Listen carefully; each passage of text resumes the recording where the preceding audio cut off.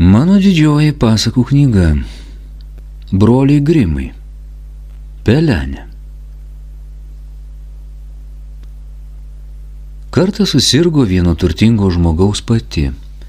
Jausdama artėjančią mirtį, ji pasišaukė savo vienturtę dukrelę ir tarė: Mielas vaikeli, visada būk gera ir dora, tai ir Dievas padės. O aš iš dangaus žiūrėsiu ir tavimi rūpinsiuosi. Ištarusi šiuos žodžius, motinėlė užmerkė akis ir iškeliavo į aną pasaulį. Mergaitė kasdieną vaikščiojo prie motinos kapo ir liejo graudžias ašaras.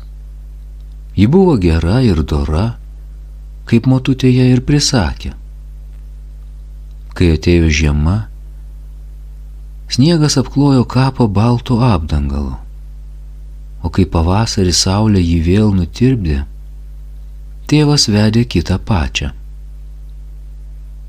Pamotė atsivedė į namus dvi dukteris, kurios buvo gražios ir skaisčios pažiūrėti, bet bjauraus būdo ir kietos širdies. Tada našlaitei atėjo sunkios dienos. Ar ta kvaila žąsis sėdės su mumis kambary? Piktinosi seseris. Kas nori duoną valgyti, turi užsidirbti. Tegu eina į virtuvę ruoštis ir grindų mazgoti. Jos atėmė iš našlaitės gražius drabužius ir liepė rengtis senais karmalais. Tik pažiūrėkit, kokia išsipuščiusi tikra princesė, tyčiojosi seseris, varydamos ją į virtuvę.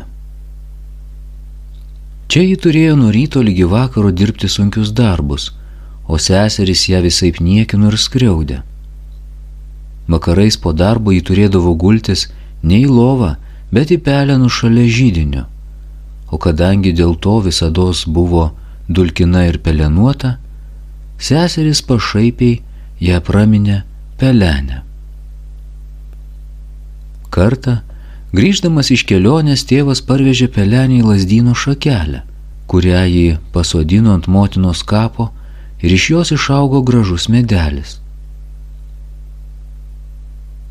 Taip jau nutiko, kad to šalies karalius rengė pokylį, kuris turėjo trukti 3 dienas. Į pokylį buvo kviestos visos to šalies gražuolės, kad karaliaus sūnus galėtų iš jų išsirinkti savo nuotaką. Abidvi seserys, sužinojusios, kad irgi yra pakviestos, labai apsidžiaugė, pasišaukė Pelenę ir tarė: Sušukuok mums plaukus, nušveis kurpes ir susek sakteles, mes einame į pokylį karaliaus rūmuose. Pelenė viską padarė ir pravirko, nes irgi norėjo ten pašokti. Tad ėmė prašyti pamotės, kad ir ją kartu imtų. Tu, Pelenė, atkirto toji, esi visa dulkina ir murzina ir nori eiti pokylį, kaip tu šoksi, kad neturi nei drabužių, nei kurpių. Bet Pelenė nesiliovė prašiusi ir pamotė pagaliau tarė: Aš ten pabėriau tau į pelenus dubenėlį lešių, jei juos per 2 valandas išrinksi, galėsi eiti kartu.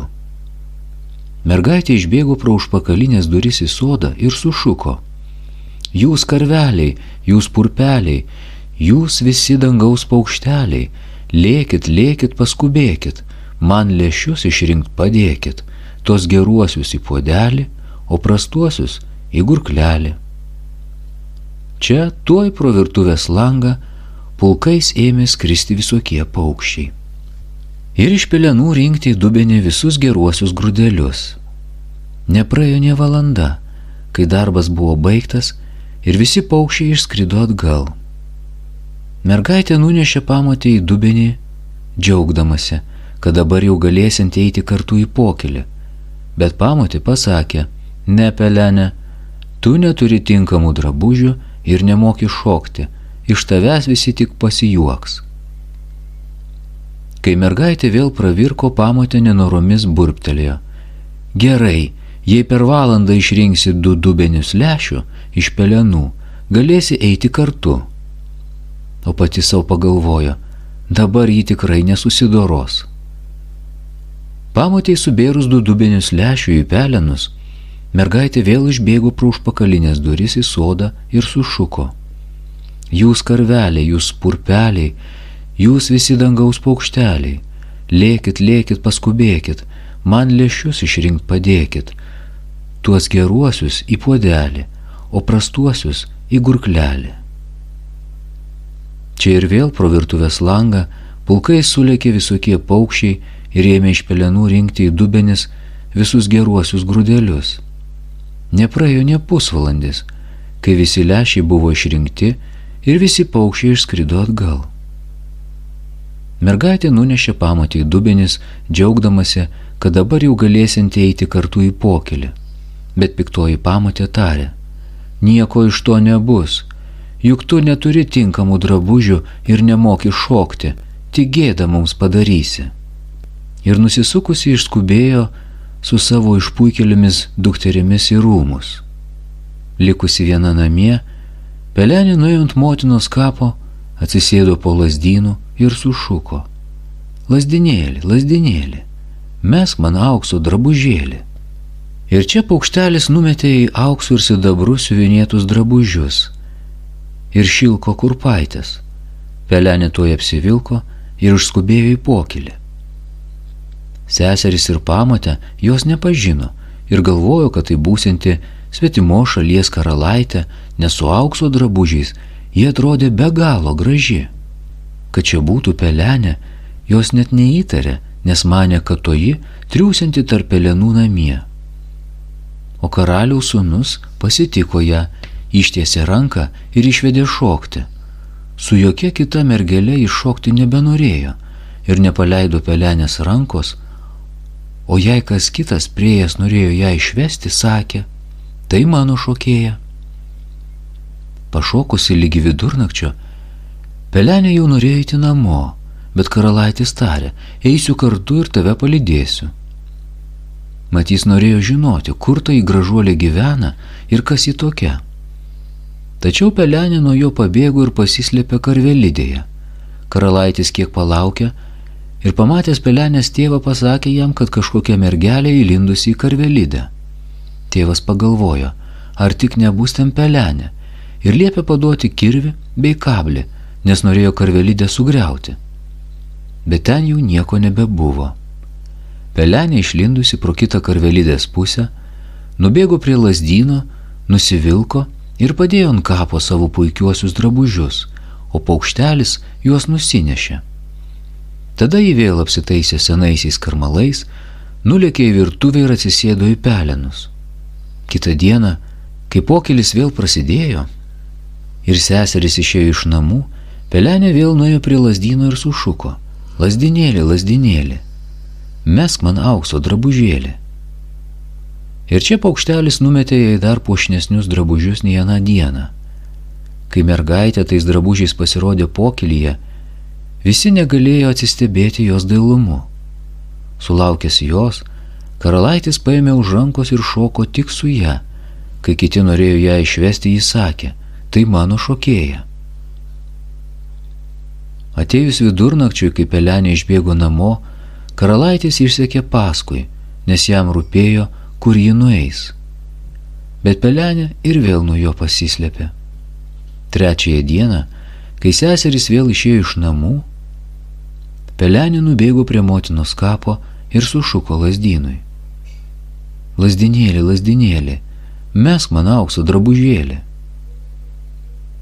Čia paukštelis numetė jai tokius dailius ir prabangius drabužius, kokių ji dar nebuvo turėjusi, o kurpaitės buvo iš gryno aukso.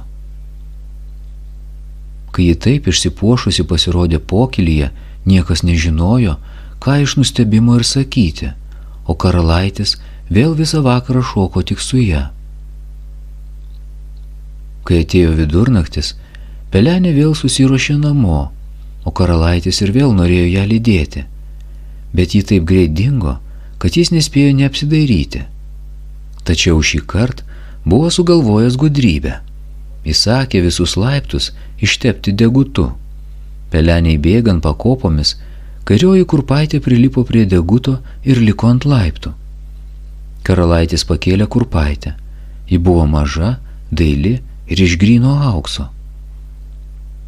Po kurio laiko karalaitis pasirodė pelenės namuose ir tarė: mano pati bus tik ta, kuriai tiks šį aukso kurpaitę. Vyresnioji sesuo iškart puolė matuotis kurpaitę. Bet šioji buvo jai per maža. Tada motina padavė jai peilį ir liepė nusipjauti dalį piršto, kad koja tilptų į kurpaitę. Šitaip jį pasirodė karalaičiui ir šis pasisodinęs ant žirgo nujojo su jai į rūmus. Jiems bejojant, pro kapus lazdynė tupėję 2 karveliai suburkavo: ta kurpaitė kruvina, ji šiai kojai per maža, apgavystė čia tikra, tavo nuotaka kita. Pamatęs tekant kraują iš kurpės, karalaitis apgręžė žirgą ir parnešė apgavikę namo.